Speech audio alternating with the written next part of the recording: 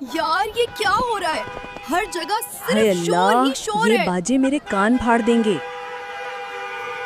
बाजे ले लो, कलरफुल बाजे सिर्फ 100 रुपए में।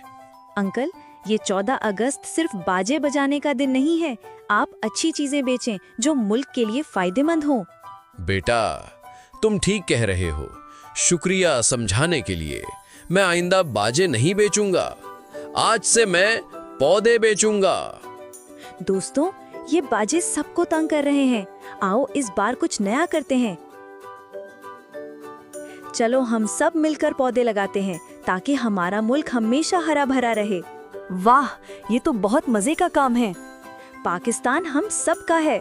चलो इसे मिलकर हरा भरा बनाएं। पहले हम सिर्फ शोर करते थे, अब कुछ अच्छा कर रहे हैं और कोई शिकायत भी नहीं करेगा अब। ये वाली 14 अगस्त तो यादगार बन गई। मैं एक और पौधा लेकर आता हूँ। शाबाश हमजा, ये तुमने बहुत अच्छा काम किया। शुक्र है आज के बच्चे समझदार हैं। ये आज़ादी का मतलब है कि हम अपने मुल्क को अच्छा बनाएं। पाकिस्तान जिंदाबाद।